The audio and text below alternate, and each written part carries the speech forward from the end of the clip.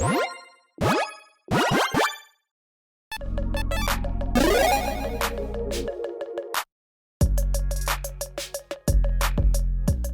everyone, Mitch coming in from the Commanders Core Studio. Welcome to the show. So, this has been the episode that you've been waiting for all of spoiler season, well, for the second time, because this is going to be the Golden Pig Awards ceremony for the Commander Precons for Lord of the Rings, because, well, there were 85 commanders or so from the main set and like 36 from the Precon, so a ton of commanders to pick from, and yeah, I had to, split those up so I could actually talk about the fantastic commanders from each. So, on this episode, again, I'm going to be talking about my favorite commanders from the Precons. Again, these are going to be, disclaimer, my picks, and yours might differ, and that's okay. With all that said, let's jump into the top 10. So let's start things off at number 10 with Gandalf Westward Voyager, a 5/5 Avatar Wizard in Simic that costs 5. Whenever you cast a spell with mana value 5 or greater, each opponent reveals the top card of their library. If any of those cards shares a card type with that spell, copy that spell, you may choose targets for the copy, and each opponent draws a card. Otherwise, you draw a card. So, well, you are kind of, definitely benefiting your opponents, right? That's the way you're going to pitch it to your opponent. You're like, hey, you know what? I might have copied your amazing spell, but you got to draw a card. And of course, if you miss, you also get to, well, draw a card yourself instead of them. So, hey, you're just out there to benefit your opponents, right? Yeah, no. You're going to be getting an absurd amount of value out of a commander like this by potentially knowing what is on top. You can actually just say, you know what, I'm going to cast this specific spell because that matches one of your cards up there, and I really would like a copy of that. This is like big spell, top of library shenanigans, tribal. I absolutely love the design of this commander, and there's some exciting things that you can do with it. First up, well, knowledge is power, right? We've all heard that. Lantern of Insight. The incredibly knowledgeable card. Artifact for 1, each player reveals the top of their library, or should I say, plays the top of their library revealed. There you go. Tap, sacrifice it, target player shuffles their library. Now, we really don't want to sacrifice this unless we're in a desperate situation, which could be possible where this is going to get taken out, could just sacrifice it. That being said, keeping this in play is massive with a commander like this because knowing what is on top of libraries again ensures that we will be able to know what we should be casting, or if maybe we should be milling our opponents. Maybe with something like a Ghoul Caller's Bell to say, let's mill everyone one card so we can just go down one, see what else is on top. This, again, gives you knowledge. Knowledge is power. This is huge for a commander like this. Next up, since we're already going, big spell tribal, we can also take advantage of cards like a Modi Celebrant Bounty. A 5 mana card itself, so it's going to trigger our commander. 3/1 with Cascade, Naga Druid. Spells you cast converted mana cost 6 or greater have Cascade. So, again, our commander's requirement is 5 or greater, but this one is 6 or greater, and a lot of our cards in our deck are probably going to be 6 or greater. We're going to have spells that probably can have their cost reduced, and we're going to have other ways to reduce costs, and of course we are in green, so we can ramp a ton. Regardless, now all of our spells, again, which already give us extra value potentially with our commander, are going to be giving us extra value thanks to this, allowing us to Cascade, reveal cards that would hit something smaller, hit that, and again, keep in mind that with Gandalf, we get extra value already, and it does not specify spells cast from your hand. So if we Cascade into something, again, if we cast something for 6, Cascade into something for 5, well, we get to cast that and then trigger Gandalf again. So have fun. And then also, told new for X, a card like this is just one I want to highlight. It is an artifact creature. Again, this is 2 card types. It's also a great card, 6/6 trample. Pay 5 permanents you control get indestructible, or pay 5 exile from your graveyard, same thing. A great way to protect your army, great way to protect every single one of your permanents. But yeah, again, keep in mind, this does cost more than 5. Obviously, it's also 2 card types, artifact and creature. So you've got basically twice the chance of hitting something off the top of your opponent's libraries. Or again, if you've got Lantern of Insight in play, you know that you're going to hit something. So there you go. Yeah, overall, a really cool design for a commander. Again, big mana, top of library, matters, tribal. Really cool design. And yeah, just some really cool things that you can do with it with those copy spells too. So yeah, Gandalf, again, congratulations on your 10th place finish. Let's move on to number 9 with Shelob Dreadweaver. Yeah, there is another Shelob that's actually going to be in the other episode potentially, but this one is really exciting as well. A 3/3 Spider Demon for 3 and a black. Whenever a non-token creature opponent controls dies, exile it. And by paying 2 and a black, you get a creature card with Exile Shelob into its owner's graveyard. put 2 counters on Shelob, draw a card, or pay X1 black, put target creature card with mana value X, exile with Shelob on the battlefield tapped under control. This is a commander that says, you know what? Hey, sure, you still get those death triggers, right? Because it doesn't replace the death, right? It says when it dies, exile. It's not exile it instead. That being said, this can still really hamper a lot of decks out there that maybe count on getting creatures back. Maybe a reanimation deck, maybe a self-mill deck. Decks actually care about having things in their graveyard. So this can stop them there. And then also on top of that, you can get creatures back into graveyards for value. Again, 2 counters on this, drawing a card. That's nice. But more importantly, if we can generate a good amount of mana, and there are some ways to do that, we can start getting those creatures into play under our control. So this is kind of like a roundabout way of stealing creatures, which is quite nice. But yeah, there's a lot of potential for a commander like this. First up, yeah, let's fill those, well, not fill the graveyards, fill exile with Shelob. It was only like a Plague Crafter, 3/2 human shaman for 3, enters battlefield.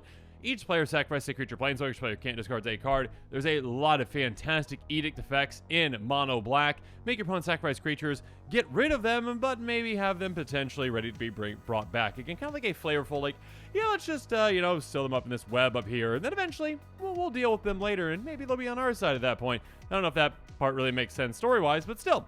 Also, Rakshasa Debaser.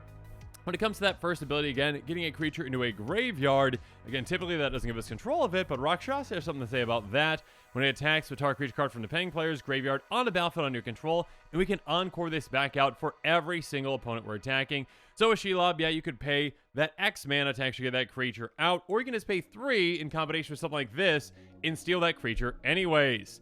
And yeah, you're actually going to need a good amount of mana for this, so make sure that you have a lot of mana artifacts in this deck, mana rocks in this deck, ways to generate an absurd amount of mana, especially ones that might be flexible like this. Skyclave Relic, pay 3, kicker 3, indestructible, enters battlefield. If it was kicked, you get 2 tap tokens or copies of it. Tap, add 1 mana of any color. This Everflowing Chalice, a lot of flexible ones like that. Dreamstone Hedron, some bigger ones as well, at higher budgets as well, obviously like Gilded Lotus, Soul Ring, etc., etc., etc. Yeah, there are plenty of ways to ramp in mono black. And do that and just dump a mob mana of that X, get a lot of creatures into play, have fun. So yeah, Shelob Dreadweaver, a really interesting way to have a commander that can utilize creatures dying in different ways. Again, getting them back into graveyards, maybe utilizing them from graveyards, also just getting them directly in play under your control. I like the design, I like the flavor. Shelob Dreadweaver, congratulations on your 9th place finish. But let's move on to number 8 with Aragorn, King of Gondor, a 4/4 human noble with vigilance and lifelink, in Jeskai for 4 mana, enters the battlefield, you become the monarch. When it attacks, up to 1 target creature can't block this turn, but if you're the monarch, creatures can't block this turn. That is pretty incredible because, well, hey, you're gonna basically have an unblockable army because this is a very, very, very easy, well, monarch to get. Again, it's just an ETB. So all you need to do is just blink this. Now, well, I guess I should say you need to blink this while also having haste to swing again. Of course, there are plenty of ways to give your creatures haste. You are in red, and also Swiftfoot Boots is a thing too. Regardless, having an unblockable army is incredible, and being able to gain the monarch can give you an incredible amount of card advantage throughout the game. So yeah, a very interesting design. And again, like I mentioned, you are in colors like blue and white, and actually red, I guess, has ways to make clones as well, temporary clones. Regardless, you are in colors that have plenty of ways to actually really take advantage of that ETB. Cloud Shift, a very simple one, instant for a single white mana, exile a creature, return to the battlefield under control. Cool, do that. I mean, you can just do this like right before your turn even, to say, oh, okay, well, I'm not the monarch currently.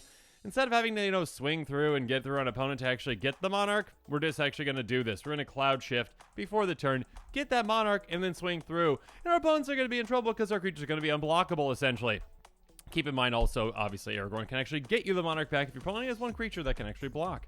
Next up, Odric Lunarch Marshal. Odric Lunarch Marshal. Also a 3/3 human soldier for 3 and a white. At the beginning of each combat, creature control gain first strike until end of turn. Creature has first strike. Same is true for flying, death touch, double strike, haste, hexproof, indestructible, lifelink, menace, reach, skulk, trample, and vigilance. So again, our commander has vigilance and lifelink, and now all of a sudden, our entire army is going to have vigilance and lifelink every single combat, which again is huge because, well, we're going to be very aggressive with our team. We're going to want to swing out all the time because our team's going to be unblockable thanks to our commander. So swing and also keep your creatures back in defense and also gain a ton of life. Yeah, Odric can do a ton of work for you. Next up, speaking of work, Reconnaissance Mission. I am so happy they reprinted this. Whenever a creature control deals counter to a player, you may draw a card or you can cycle this away. yeah, you're not going to want to cycle this away because the amount of value this can give you is absurd. Again, your commander can make your team basically unblockable. And when that happens, you're going to be getting through a lot on your opponents, and you're going to be drawing an absurd amount of cards thanks to this. Again, this is for every single creature hitting. And of course, yeah, you are in colors that can grant double strike as well. So gross. Have fun with all that absurd, awesome value. Yeah, I really like, again, I like the Monarch mechanic. I like seeing that it come into play in different ways. I like the way that it interacts with this commander in that, hey, you can utilize this commander, actually get the Monarch back by making a creature not be able to block if that opponent has one creature to block. Or if you already are Monarch, hey, your team is unblockable. Have fun swinging out and taking out your opponents. So yeah, I really like this design. Again, Aragorn, congratulations on your 8th place finish. But now let's move on to 7th place with the Gaffer, a 2/3 halfling peasant for 2 and a white. Beginning of each end step, if you gain 3 more life this turn, draw a card. Yeah, this is just what mono white needs. First up for the 99 of a lot of decks out there that, you know, utilize a lot of life gain synergies. And then also as a commander, this commander has the potential to outpace even like blue commanders when it comes to card draw. Because, hey, yeah, you can trigger this every single end step. At the beginning of each end step, not just your own. 3 life is a decent amount, but it's not an amount that is insurmountable. It's an amount that you can actually get to. It's an amount that you can get to every single turn.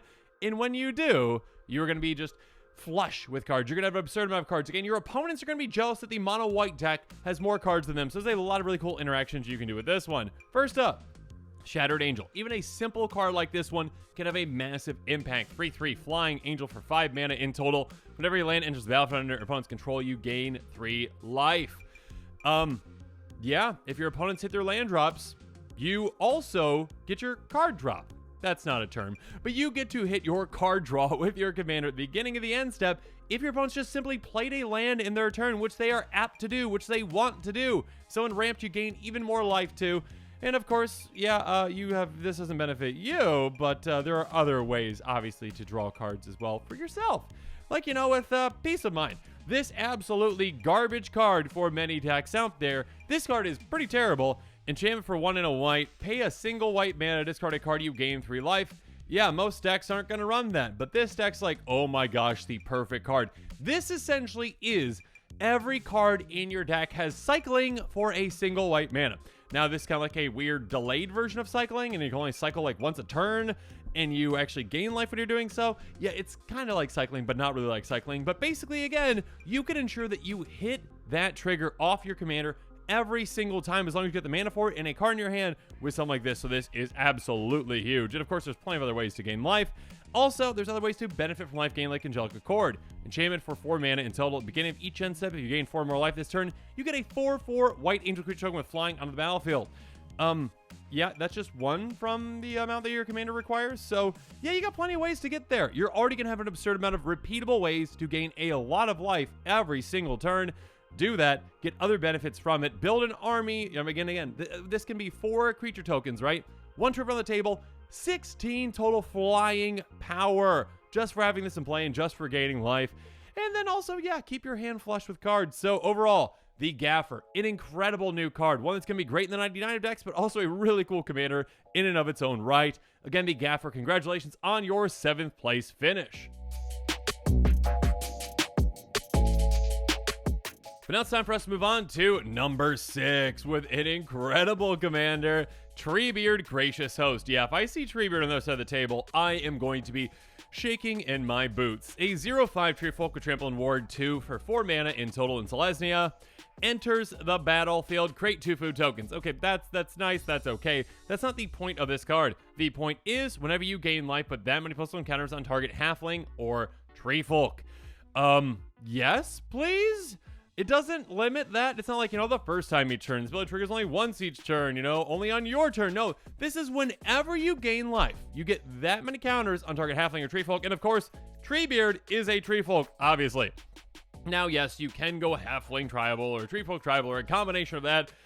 But hey, what I would do is, sure, you might use some that are useful, but treefolk already has trample, so you can get damage through with it, and ward 2, so it's pretty protected. So, let's just, cast something like a Congregate and win the game. We're just going to take an opponent out of nowhere. 4 mana, instant speed, target player gains 2 life for each creature on the battlefield. Let's just do some quick math, okay? So let's just say that we've already sacrificed those food tokens that Treebeard actually gave to us. Sure, just to make it a little bit easier. Let's say we sacrifice those food tokens. All right, we gained 6 life. We got 6 counters on Treebeard. It's a 6 power creature. We need 15 more power to take an opponent out with 1 shot if we get Treebeard through. There's plenty of ways to get Treebeard through. So as long as there are 8 creatures on the battlefield, which we're playing a multiplayer game, there are 4 players in this game. As long as each player has 2 creatures, which is a very low bar to meet, this turns our commander into a 1-shot KO with a 4 mana spell. And again, that is a low example. It's a very simple example. Again, if we're playing against any kind of a token or go wide strategy, this is just, yeah, make Treebeard into a 60-60 or 60-65.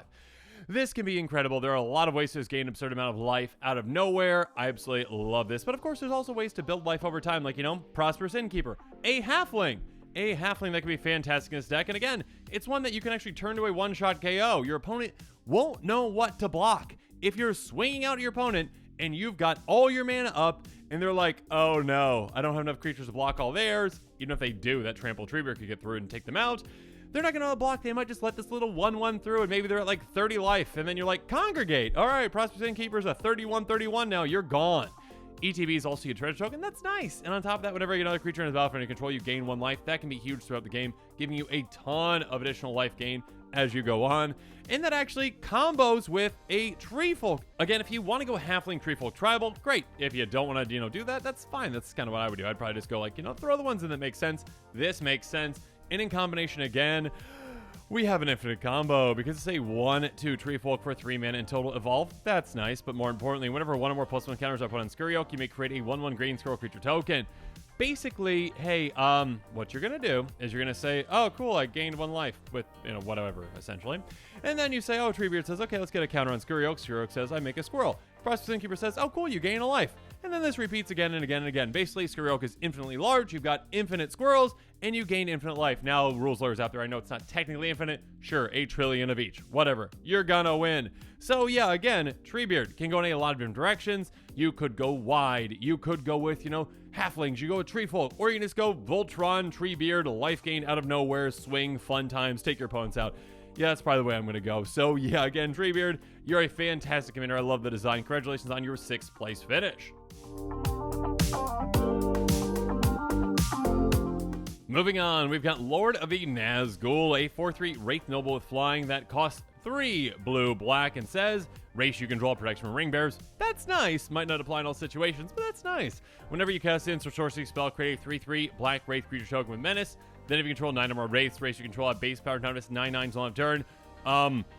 Yeah, that's absurd. Even with just that text on it, this would be an incredible card. Even if this was just like a 1/1. If this was a 1/1 nothing and just had that, this would still make my list an incredible effect.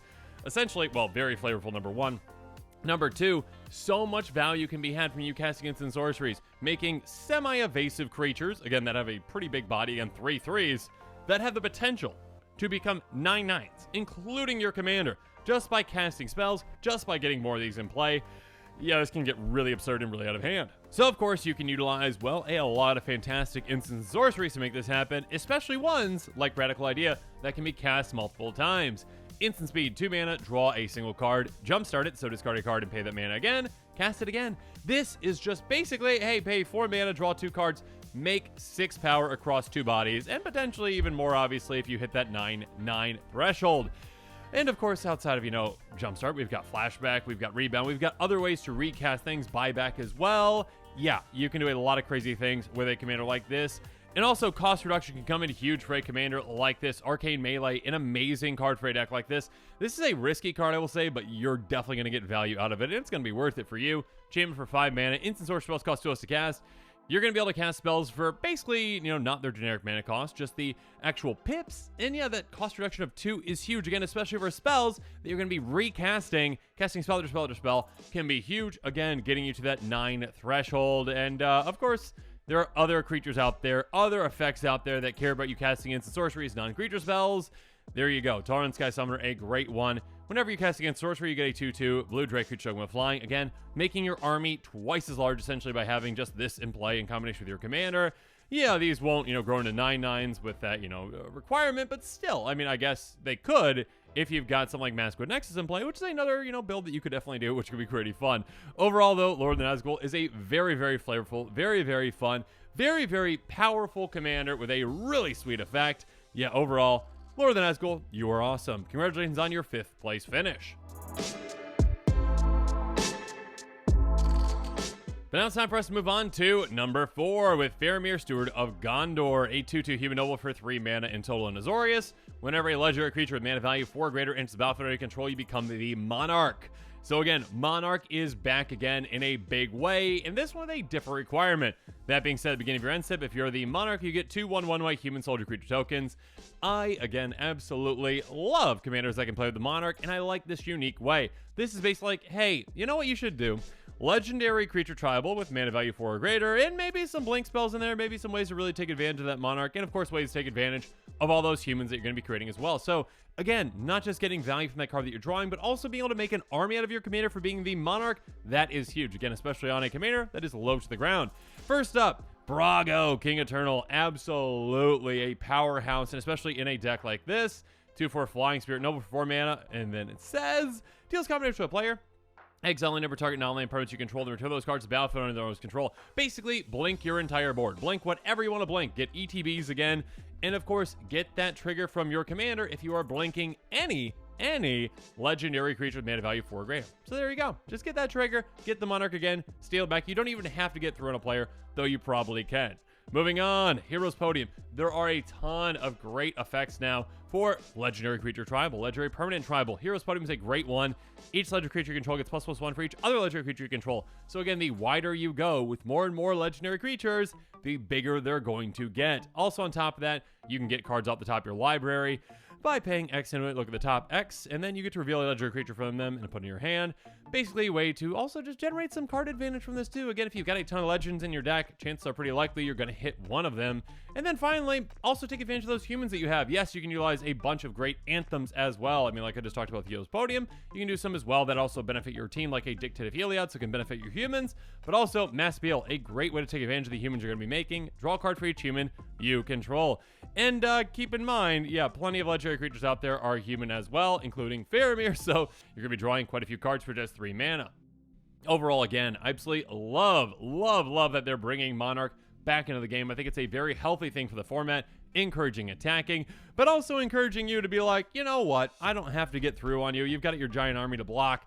I don't have to get through on you. I'm just going to play a legendary creature that's got mana value 4 or greater, steal that Monarch back, or, blink one of my creatures as well. And then I'm going to take advantage of making those humans. If you get the bigger budget for like an Annoy Procession as well, obviously that can be really good for a deck like this. Mondrak, I think, is the Phyrexian that does it as well.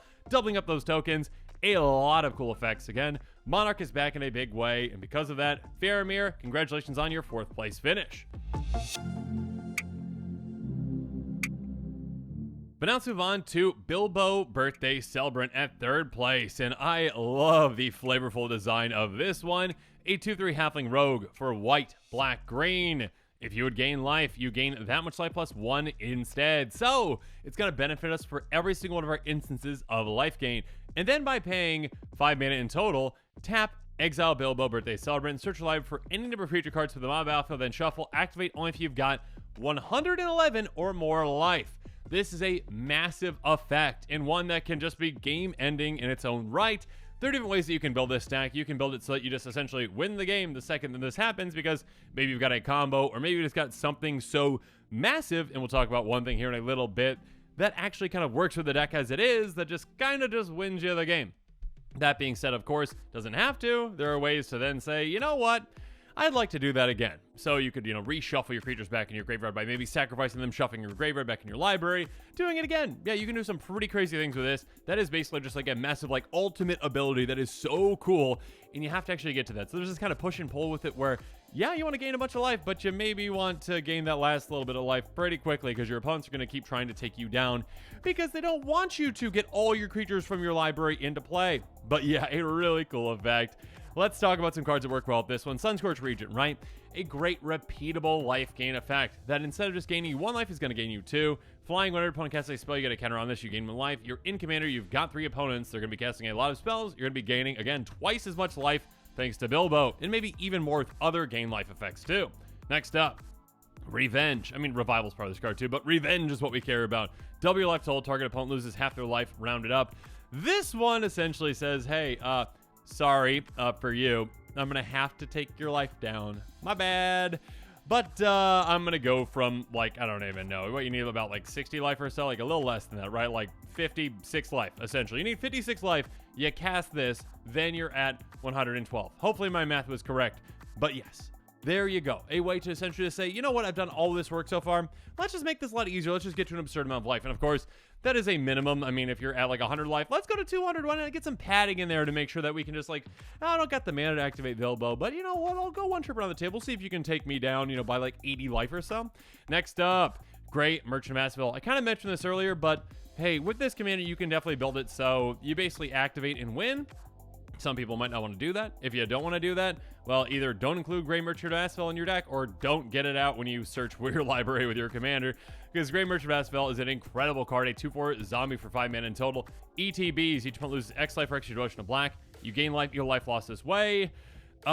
When you're getting your entire library essentially into play, or at least all the creatures from your library into play, you're going to have a massive amount of devotion to black. Maybe enough just to take everyone else out. And of course, you're going to have other effects as well. They maybe drain your opponents when you're gaining life and that kind of stuff too. So yeah, if you don't want to build your deck in a way that actually takes your opponents out when you activate that ability, be careful, okay? Because this is a commander that is, well, very flavorful, pretty powerful as well, and one that you don't even actually need to actually get into play until you actually want to activate if you really just want to do that. If you want to be like, nah, I think it's going to be like, you know, a target for removal, so I'll just like wait until I'm like ready, then get it out, maybe get a Swiftfoot Boots on or something like that, activate right away. You're in green, you can ramp a ton, so yeah, you can just basically do that. So once you're set up, you can do that very well. Again, there's definitely different ways you can take this commander. You can go through the strategy of like, hey, let's just win with that activation. There's just, hey, let's have more fun with this activation. You can do some pretty crazy things with this one. So yeah, again, I love the design. Bilbo, congratulations on your 3rd place finish.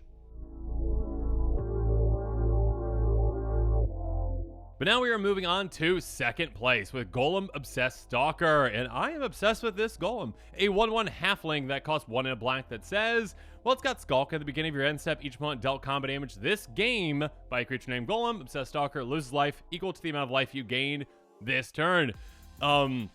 Yes, please. This is a commander that says, I might be small, but I am mighty. If you're an opponent, you are going to be panicking early game because you do not want this commander to come at you. Chances are very unlikely that you're going to be able to block it that early. And if you don't have any tiny creatures in play, you'll never be able to block it. Basically, a 1/1 Skulk again means that it can only be blocked by creatures that have power 1, or 0, I guess, too, but 1 essentially. So yeah, basically if you don't have tiny creatures, you can't block it. It's going to get thrown on you. It's going to basically mark you. And once you are marked, you are done for, because now all you need to do is gain life. And when you do, your opponents are drained at the end of your turn. So, hey, let's just cast something like Blood Tithe, okay? Just a simple little example, all right? 4 mana. Each opponent loses 3 life. You gain life, you lost this way. In a 2-player format, this is pretty terrible, right? Opponent loses 3 life, you gain 3. But in multiplayer, in Commander, you are going to be gaining 9. So you made your opponents lose 3, you gain 9. Let's assume that all your opponents have been marked. They're losing an extra 9 at the end of the turn. So therefore, this 4 mana spell is essentially drain your opponent's 12, you gain 9 life. Yeah, that can add up quite quickly, and there's a lot of ways to drain your opponents. You can drain them even further though with Warlock class. The level 3 is the beginning of your end step. Each opponent loses life equal to life they lost this turn. So again, same example. Let's say you're at that, you cast your 4 mana Blood Tithe, and now your opponents have lost 24 life. Just for you casting a 4 mana spell and having this in play at level 3 with your commander having marked. Gross. Also, a really fun way to take opponents out, Soul Conduit. Yeah, again, your life loss is now your gain with Soul Conduit. Pay 6 to target players, exchange life totals by tapping this. Yeah, if an opponent is ahead of you in life, they're basically taken out because, yeah, they're going to be like, oh, okay, yeah. Yeah, you're at 20, I'm at 40, ha ha ha. And then you're like, oh, let's just switch life totals, cool. All right, I go up from, 20 to 40. I gain 20 life in the process. They go down to 20. And yes, that is considered a life gain. If swapping life totals is considered life gain and life loss, then Gollum says, oh, you gained 20 life, cool. Your opponents are going to lose 20 life now. Goodbye. So yeah, this commander, again, is one of those that's like small but mighty. It is one that I am incredibly scared of. If I'm at the table with this one, I do not want it swinging at me right away. This commander is just one that you can have some really cool builds around, and overall, I love the design. Congratulations on your second place finish, Gollum Obsessed Stalker. I am obsessed with you.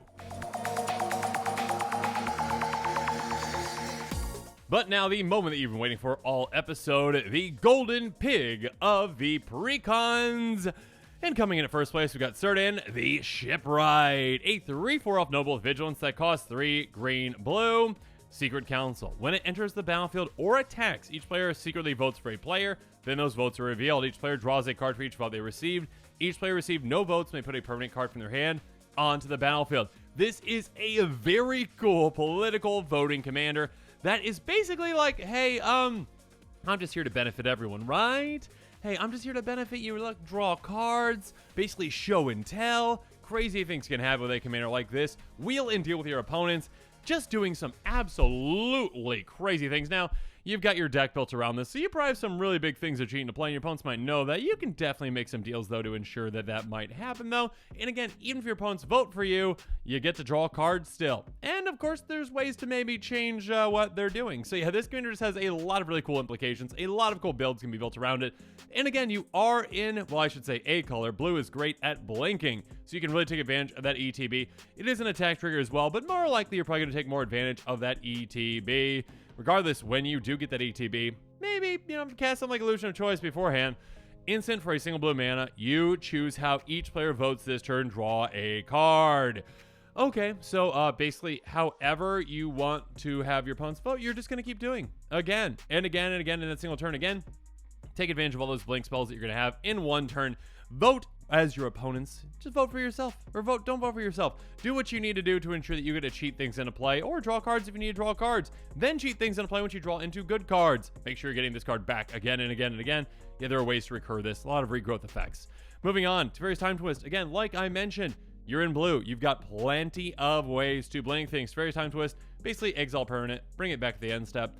Cool, it gets a counter on it too. Whatever, who cares about that? This is a great card. There's plenty of other great ways to blink things, and great repeatable ways too, like a Conjurer's Closet as well. Yeah, make sure that you are blinking your commander as much as you can, really taking advantage of that. Maybe even take more advantage of your commander with like a Thought Reflector into Fairies, Ageless Insight as well, to say, you know what, if I'm going to be drawing cards, I'll draw twice as much. Maybe they can incentivize your opponents to actually not vote for you, and when they don't vote for you, cheat something into play, like Diluvian Primordial, a 5/5 avatar with flying that costs 7 ETBs for each opponent. You may cast it to one target in sorcery from their graveyard without paying its mana cost.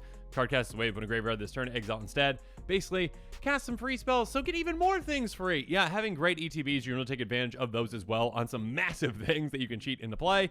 And of course, as I mentioned before, yeah, you've got access to a lot of great blink effects. So overall, a really cool design. Again, kind of like a politics voting commander that goes about in a different way. Again, benefiting everyone, but potentially benefiting you more depending on those decisions. Being able to, wheel into the opponents, be like, hey, if you don't vote for me this round, I won't vote for you this round. Or the opposite. Again, like, hey, I'd like to draw some cards. Would you like to draw some cards? I'll vote for you. So essentially, hey, you know what? A way to take advantage of a commander in a different way. A way to really build around a commander in a unique way. I love the voting aspect. I love that illusion of choice kind of thing that you can utilize with this commander. And I love being able to cheat out giant things into play. Seems like a lot of fun. So again, congratulations on your first place finish. You are the golden pick of the Precons, Círdan the Shipwright. And with that, this episode is coming to a close. So yeah, let me know what your thoughts are on it in the comments below. And of course, as always, thanks again and have a good one. This show and episodes like this one are possible thanks to viewers like you. If you're looking for an easy way to help support this show, make sure that you like, share, and subscribe. Also, hit that bell notification icon so you don't miss any new episodes. You can also go check out our playmats and other merchandise at thecommandersquarters.com. We also have a ton of brand new t-shirt designs in stock, so make sure you check out those as well. Another easy way to support this show is with our TCG player affiliate links. So whether you're buying a deck or individual cards, you can use this general link right here or one in the description. And the final way that you can support this show is by supporting us directly by becoming a patron. There are many benefits to being a patron, and I truly couldn't do this without all their support.